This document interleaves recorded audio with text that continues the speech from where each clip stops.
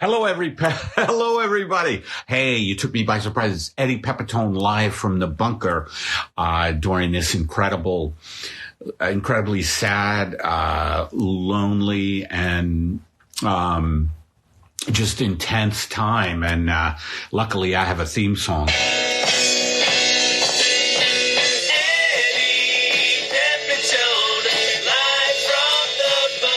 I can't get this song out of my head. You know when you get a jingle stuck in your head? You're like, why am I singing this still? What's wrong with me? Why? Why am I singing this? What's wrong with me? I ask. And then I kind of get some comfort that the song's about me.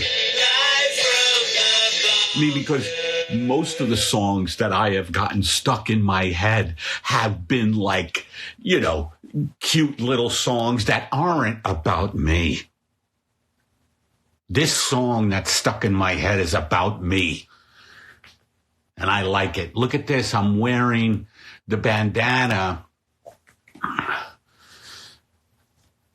because we were told to wear bandana, wear coverings. I mean, it doesn't seem like much, does it? That's the kind of leadership we're getting from our government leaders. Hey, maybe wear a scarf. That might be good, or a bandana. Supposedly, it won't help you. It won't protect you from getting the virus, but it will. If you do have it and you're asymptomatic, you will not transmit it. Maybe, everything's a maybe. Everything's a maybe right now, and things are getting gruesome. And, this is just unprecedented. And I say this with all due respect because we're on Instagram. But, the double hit. I mean, just look, society's been shut down, right? But I thought of this song. By the way, Adam Del Rio will be joining us at about 10 after 4. Really funny comic from San Francisco. Him and his dog, Alabama, will be joining us. Alabama's a great dog. But anyway, I was watching John Hodgman earlier, and he was just introducing people to his pets. And the guests would have a pet. I forget what he calls it, but it was very sweet. Do we need sweet talk right now, or do we need straight talk? By the way, one of the biggest, bullshit artists is Andrew Cuomo. I mean, he's like coming off like a leader, and he is, but behind the scenes, he works against average Americans. So, man, you can't trust anyone. I mean, if you look into his record, Medicare for all, he's not for. He sides with landlords and not renters, but he's very good at giving press conferences and saying things like, we need to get it done, Mr. President, and everybody is thrilled with him. 240,000 cases in the U.S. now. That is really unbelievable, and we are the United States, the epicenter of the world. And I don't know but I'm just amazed. I'm just amazed at what is going on. I mean, globally, India, 1.3 billion people. By the way, has anyone ever discussed controlling the world's population? What the fuck? Why are people still having tons of kids? We are in, not to brag, a complete climate breakdown. This virus, is part of that breakdown. I was watching stuff. By the way, if you really want good information about this pandemic, Democracy Now! .org with Amy Goodman, it is just unbelievable. I was watching the show, and this administration, not unlike previous administrations. A coal lobbyist is the head of the EPA. A lobbyist for Gilead, a drug company, is the head of the FDA. And Gilead, if you've been following it at all, tried to get exclusive rights on Remdesivir. I think it's called Remdesivir. I don't know. I'm not a doctor, but I've played one. You guys are so lucky to see me because I don't need this. Look at the bunker. Anyway, the FDA guy is, it's just revolving doors between industry, corporate industry, and, government. And nobody protects us. And they're not protecting us. And this is the result, just complete shutdown. We weren't ready for this virus. And now, so I came up with this song. Hey, put your frown away.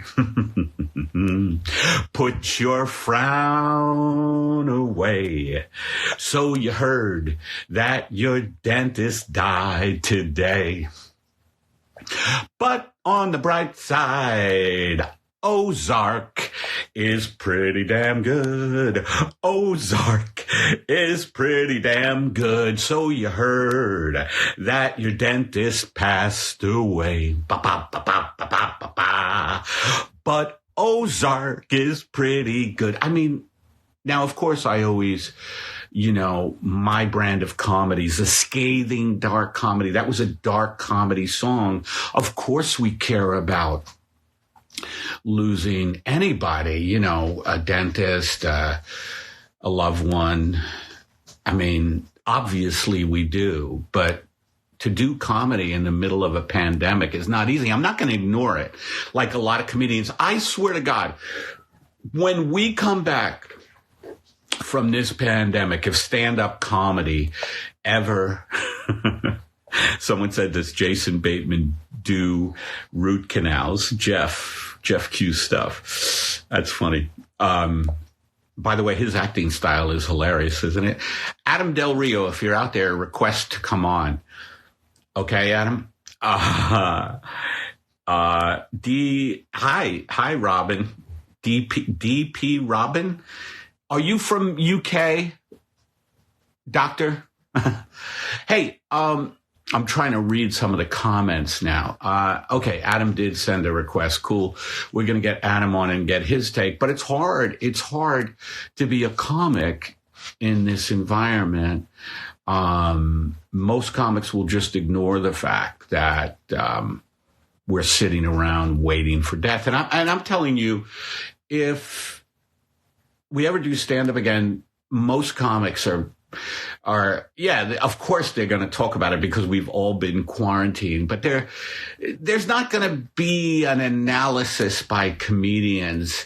There's not going to be an analysis by 99% of the comedians of the climate breakdown, the overpopulation, the abuse of fucking animals that started this virus. There's going to be none of that. It's going to be a couple of jokes about quarantine, and then let's start talking about dating.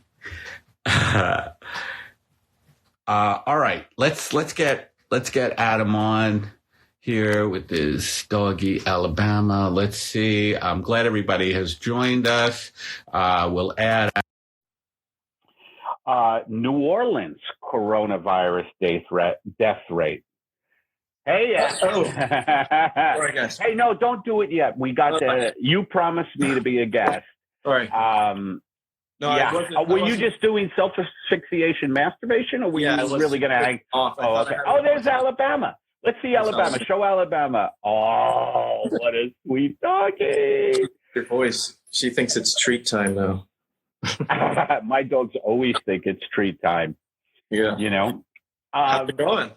It's good. Who's that right behind you? It looks like John C. Reilly doing a character. No, that's Steve Prefontaine, actually. Oh, that's great. Are you a runner? I am a runner, yeah. Now that makes sense because you're fucking like, You are a thin dude, which is good, by the way. Can I read you a stat my producer sent me? The New Orleans coronavirus death rate is in direct correlation with the amount of obesity in the area, according to Reuters. I mean, that's real. I mean, the thing, the thing that if we just jump right in, that of course. I'm glad you said the thing about comedy, because I think that's true. I think a lot of people are going to pussy out on it, and just like it's going to be like a couple of dick jokes about how they rub their shit raw, which I'll get to in a minute. and then it'll just like, you don't miss out on that stuff. No, but I think that I like that everyone's saying, like, listen to the scientists and the doctors now. It's great when they tell you to stay inside and watch fucking Netflix and eat. Then it's cool, right? But we can't do science a la carte anymore. That's like a point I want. What do you mean by that? What do you mean by that? I mean, like people pick and choose what they want to take. Like, like they don't want to address obesity, smoking. These are That's a good point. Heart problems, whatever, fucking homelessness, mental illness. The fact that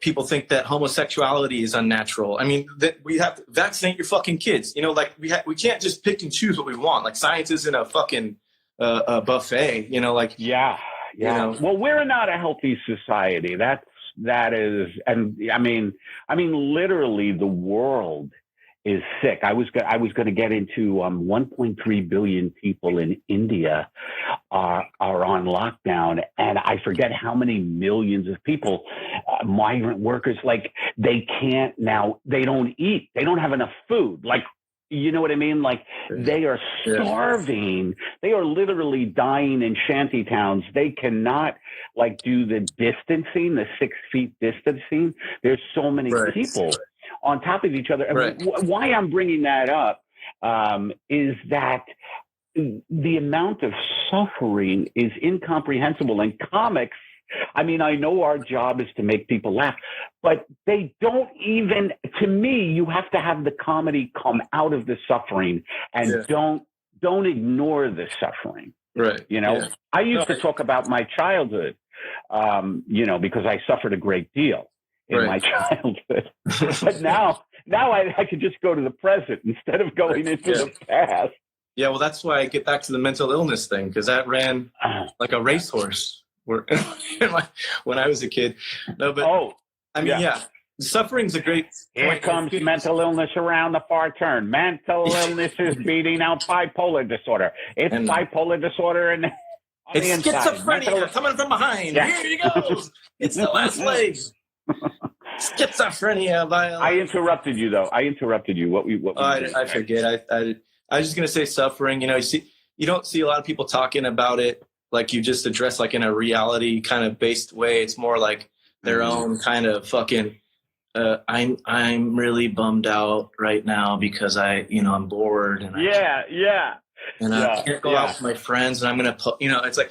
I get that part of it, but there's a much bigger picture, or like, I made fun of Alec Baldwin for. Tell me about that. I was just going to ask you. You sent me a video of our Alec Baldwin, and Alec Baldwin is depressed in his like probably East Hampton, right on the water, gorgeous mansion. And I remember he was looking in the camera and looking at his hair, going, "Oh, my hair! I'm going to have to start." The funniest part of that. Mm-hmm. Yeah, he was so out of touch. Like he said, self-cutting, which stuck out in my mind because it sounds like he's hurting himself. But he's talking about his fucking hair. He doesn't even know how to say, "I'm going to cut my own hair." He's that out of touch with reality. I gotta start self-cutting my life. So, but I think every time fucking Alec Baldwin posts another one of those videos, an angel dies of COVID-19. That's a real. I got a bell. I ring. I mean, it's sad. It's horrible. Like people. It's all horrible. It's all sad. But we have to kind of make fun of it. Dark humor is how we get through. I have an app. I said this on another one of these. I have an app that every time someone passes away from corona, my watch pings and vibrates. Yeah. Well, I was saying my neighbor. This is not good stuff. Yeah. I think I was talking to you. I said I want to get a bell and one of those crankers and freak my neighbors out. They're going 500,352 ding, you know, fucking. And then like every time a hospital gets a new ventilator, I blow one of those. I mean, but you say that to some people and they just think you're a sick fucking bastard. But you know, I don't know. What are you going to do? We're like, you know. Right. I mean, it's dark humor, but yes, I think every time a hospital gets a ventilator, it should be acknowledged with at least, you know, a New Year's Eve whistle, something. It's not out of this world, right? It's not out of the realm. Some confetti, you know, the guy on the ventilator has a 10% chance of living, but hey, they're talking about, that's the other thing, the stats are weird because, you know, and I was glad when Jeff said that the other day about not following the minute by minute shit, because when you get into that, you start hearing all that crazy shit like the conjecture and all that stuff and hearsay that just doesn't make any sense. But when you look at the real numbers over time and then it starts to get a little more realistic, it's like you know, it helps you to not panic. I think that's the main thing, is like people, you know, panicking and shit. That was the weird thing too. I'm just kind of rambling right now, but like it's been kind of a divisive thing, because if you're not panicking, I've noticed, like if I'm posting a joke about something and I don't show like a sign of panic, like people are what the fuck is wrong with you? You know, why aren't you that's the PC police. That's the PC police. And you know, there's definitely some stuff that comedians say that is just not cool, but you know, there's other stuff that, you know, come on. I mean, if you're not, I always say punch up, you know what I mean? Yeah. And I'm not making fun of it. You know what Chappelle said? Chappelle said a great thing at one of his specials. Dave Chappelle said, everything is funny until it happens to you. Yeah. And I agreed with that. You know what I mean? No, for sure, man. Yeah. Smash cut to me on a ventilator. Like, fucking, you know, but I agree. There's some shit, you know, that you shouldn't, it's not, first of all, some comedians, when they say shit, it's just not funny and it shouldn't be said. But if it's funny and it's dark, I still, you know, I'll laugh. Like I said, until it happens to me, it's funny. Right. Except but we now have to tell those jokes in private. Well, yeah, that's why we're doing it online on a live stream. This is just like one of my shows, by the way. Like I don't hear any laughs at my own. Oh yeah. That's why some comedians like you, like me, we can adjust to this better than a lot of other comedians, because, you know, there isn't a lot of laughter at our shows in general. So this is kind of like, you know, pretty good. Another day in the fucking, you know, on the stage.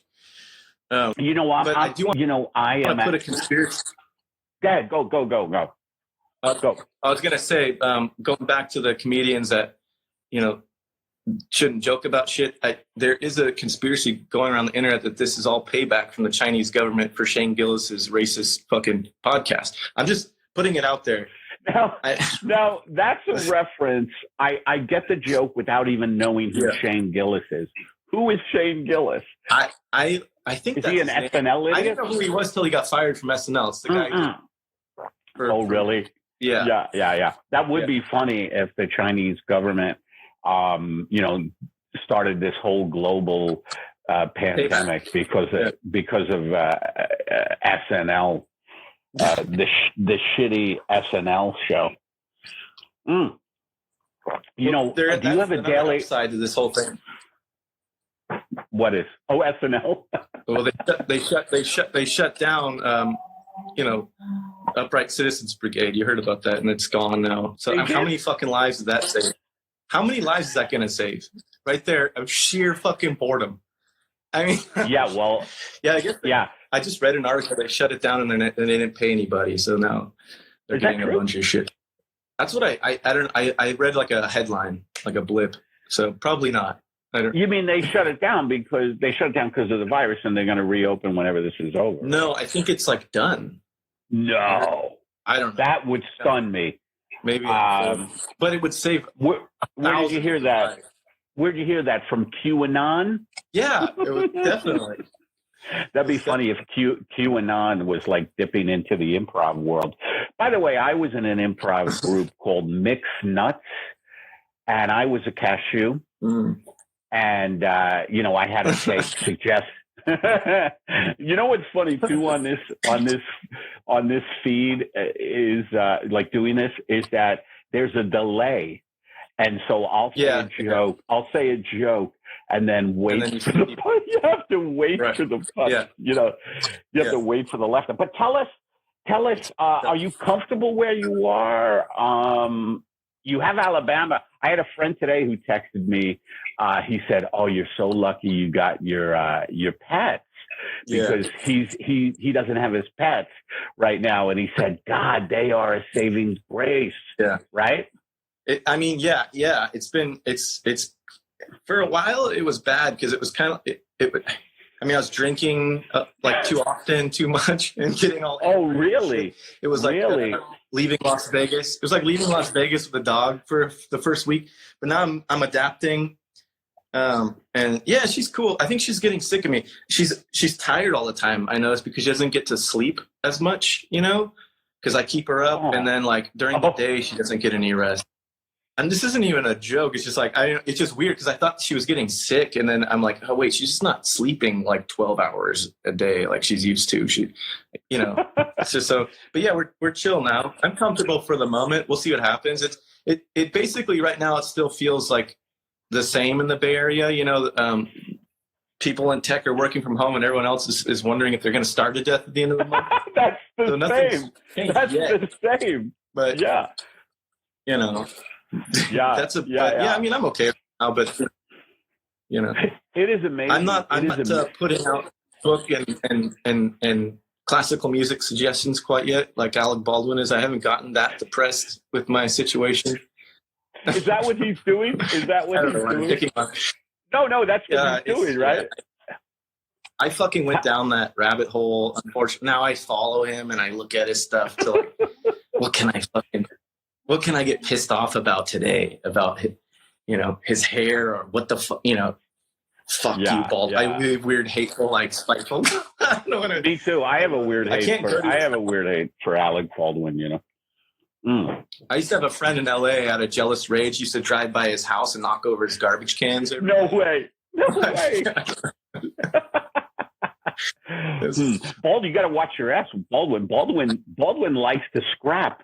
He's always like throwing punches and shit. Yeah.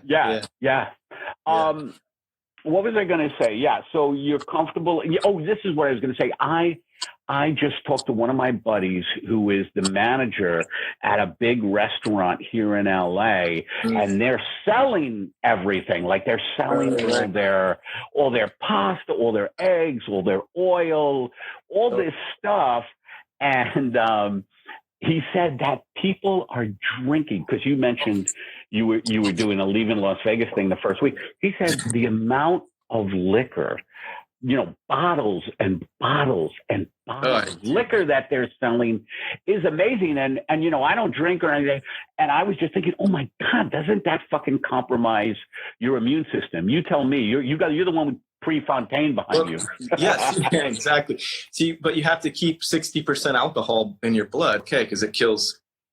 As long as you're above 60, I'm just kidding. I imagine. I woke up a few days. This is real talk. I woke up a few days like where I had like a cough and I was all fucking hungover. And I'm like, oh, this is it, dude. Like, I have allergies and I'm hungover. And that's the part where I was like, all right, I got to chill because I'm like fucking convincing myself. I'm making myself sick. And it's not good for you. I mean, like ultimately that'll fucking kill me quicker than probably catching. I don't know. Maybe I shouldn't say that, but like, Del Rio, we found out Del Rio didn't have coronavirus. It was too much fucking bourbon. Exactly. Yeah. So listen, if you have questions for me and Adam, please send us your questions because we would love to answer them. I am a qualified comic. So is Adam. By the way, is that bar it is Alabama. Is that bar you ran, is that over? Yeah, we closed. Amnesia closed. Unfortunately, we closed March 1st was our last day. So the 29th is our last show. We had planned it though. It was already in the works. So right. But it's kind of it couldn't have been better timing because everyone got to go to do their last show, their last set. It wasn't, if it had happened, right, a month prior, we would have just had to never, because we were already struggling like crazy. So, somebody just asked us, let's see, let me pull up that question again. Do you all get fined for socializing too close there yet? No, there's no fine in place that I know of, but fines? Fines. No, it's just kind of an unregulated thing so far. You're supposed to, keep 6 feet apart. But there's still idiots. I drove down South Shore here, and there was just people fucking all over the place, jogging, kids, COVID kids, and on their bike. I mean, it was way too close. Way too close.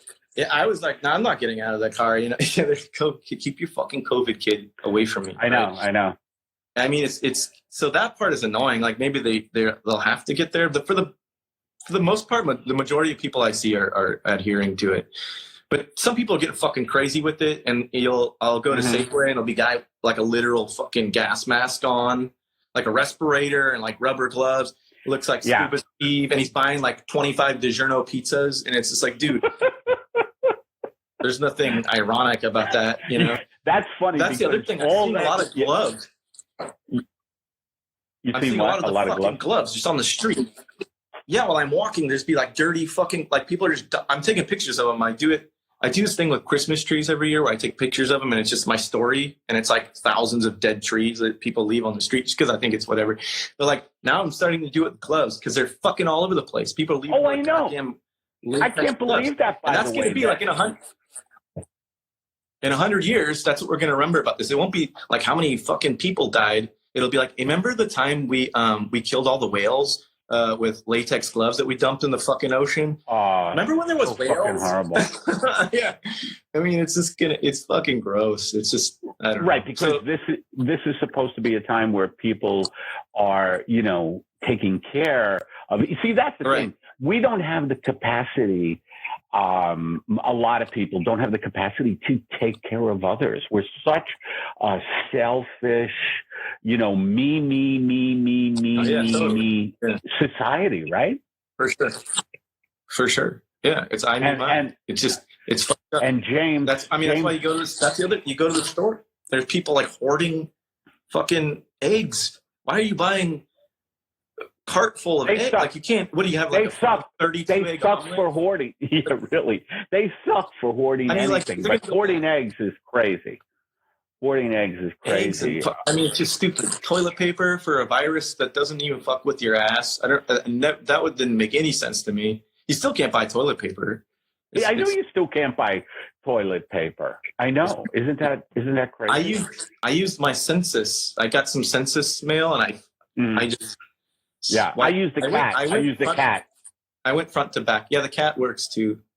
It's got. Let me ask you this: do you have a routine every day? Do you have somewhat of a routine? Because I think that's a little bit important. Like I work out with someone online now. What about you? Do you? Not really. Yeah, well, not really like a routine. I just think I have one that I've been following. Like I get up and I've been following previously to this. I get up, I walk the dog, I try to get some exercise. Now I go running. I go running where there's no people, and that's about it that I have planned for the day. And then it's kind of just a lot of I sit in front of a window and I stare at it. I don't know. No, that's it. Yeah, I don't have like a solid routine, but I think that's a definitely a good thing to get out of this whole thing is to have something. But I get on Baldwin's Instagram around 9:30 every. You like trolling? Do you like trolling certain people? I troll. Yeah, I troll him. I troll Trump a lot. I used to have Twitter. They fucking banned me on Twitter for challenging Scott Baio to a fist fight. Or something. It was stupid. Yeah, and I got banned. I got literally like banned. Lifetime ban. But I got banned. Holy lifetime shit. ban. I wrote him back. I fought it, and they fucking kicked me out. Yeah. because I called Scott Baio a pussy. It was just like ridiculous. It was like ridiculous. You know? Yeah, ridiculous. Well, he probably got freaked. And he was like, "Oh shit, you got to ban this guy." Yeah. Who was he again? Yeah. What did he do? Was he Chachi or something? What was he? He was Tchotchke or Chachi? Yeah, Chachi and Tchotchke is an item you buy. It's like a little knickknack. Oh no, yeah, that was bound to happen. Hey, sorry, Bam, come here. Hey, hey, knock it off. Sorry. Let's see. We'll take one more question, then we should wrap it up. Would you say this virus has put us all on an equal level, or does this show why classism is shit? Yeah, I don't think it's put us all on an equal level. I mean, the only equal level, right? Yeah. The only equal level is if you get it. But rich people, right, they can afford to fucking, go behind their gated compound and have their food, even cleaned by someone else. Whereas, me, I just get up and I'm like, honey, I gotta get to the fucking river. I gotta get to the river. Exactly. Yeah, no, you're right though. The virus itself, if you get, it's a great equalizer, right? Like, cause, that's not going to discriminate against how much money you have, but no, I think it's definitely, it exposes it a little more, I think. And people are getting more, like angry by the minute about it because they don't have jobs anymore. And you're going to see a huge disparity in healthcare because a lot of people in this country rely on their employer healthcare. So it's like once they're not employed, they're not going to have healthcare anymore. So you're going to see a lot of shit go down, I think, this year. But I don't know if it'll get to like a, where it should be. But I think in the end, it'll definitely be better. Like no mud, no lettuce. Like that's right. That's right. I hope so, man. I hope so. Is there here's the final question, and this is from me to you. What is, because I really think society is going to disintegrate to a certain level. Do you have a weapon of choice to protect you in Alabama? Oh, absolutely. That's why I'm so glad that they deemed gun shops to be essential, because I don't stop. It's like, I don't stop at stop signs anymore. I go through red lights and I have my gun on my fucking loaded and locked, one in the chain, and I drive around. And if a motherfucker coughs, I just shoot. I don't have time for that shit. I'm glad that they're open. So because I keep running out of fucking ammo. I keep going back for my fucking ammo. And then I put the belt on my neck with my, I don't know. No, yeah. I don't know. You've already taken manners into your own hands, which is, that's the Adam Del Rio style.